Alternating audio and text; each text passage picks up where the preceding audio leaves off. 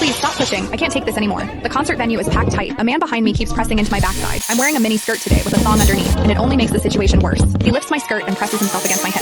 As the atmosphere heats up, someone in front of me slams into me, and I stumble back a step. My body stiffens as I feel like something just slid inside me. My name was Mandy Cox, and I was a diehard fangirl. I wanted a celebrity to notice me, so I dressed for attention. I wore heavy makeup and made sure nothing about me went unnoticed. My low-cut top revealed a wide stretch of skin, and my chest bounced with every step. I paired it with a mini skirt that barely covered my thighs and sexy white stockings which hugged my legs. But when I arrived, reality hit. The concert venue was packed so tightly I couldn't move, and the crowd swallowed me whole. The celebrity was never going to notice me. I craned my neck and shouted, "Darling, hate me." I never imagined that line would draw the wrong kind of attention. Instead of the celebrity, it caught a filthy creep. After I shouted it, I became aware of a man behind me, repeatedly bumping into me. At first, I brushed it off. In a crowd that dense, accidental contact was easy to explain, but the feeling wouldn't go away. Something hard kept pressing against my butt from behind. I assumed I'd accidentally backed into his hand where it rested behind me, so I turned and offered a polite apology. "Sorry, I didn't mean to bump into you." He paused, then flashed a leering smile and said, "It's okay, I don't mind." When I turned back toward the stage, I felt him press against me again, more deliberate than before. I kept my attention on the celebrity on stage and shut him out. The man became increasingly brazen, pulling up my skirt and pressing close against my backside. I had only a thong on underneath, which left my butt exposed. I felt his touch directly against my skin and assumed it was his finger. Only then did I realize something was wrong.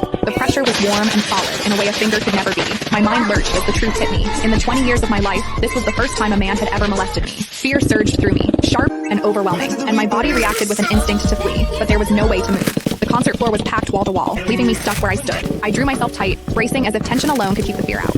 As I did, my hips closed around the man's so-called finger, trapping it between my cheeks. An unfamiliar sensation followed, and warmth rose to my face. What confused me was that I didn't recoil from it. There was a muted comfort to it, and against my will, it sparked a faint sense of expectation. The man behind me seemed to take it as a signal. He moved in closer, repeating the motion until the intrusion was unmistakable. I had lived a sheltered life as a college student, and now I was being toyed with by a stranger while surrounded by people. Shame surged within me without warning. I felt the urge to sob, but my throat closed, and my voice deserted me. Worse still, the pressure forced my thong inward and sent a restless, prickling discomfort through my body that wouldn't fade.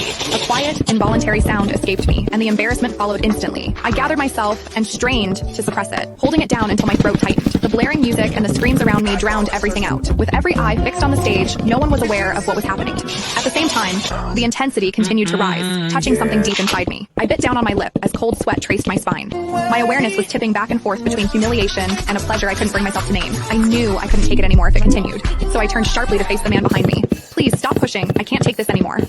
When I finished speaking, the man leaned toward me and whispered in my ear, "Is it exciting, the way I'm pushing against you?" The shame was overwhelming, and I was on the verge of crying. "I'm a virgin. I've never done that kind of thing. Please, let me go." He didn't stop. Instead, his gaze burned deeper as he seized my waist, the pressure growing stronger. "You're really a virgin? Then let me show you what it feels like to be a woman." Click the link in my bio to get the full story for free.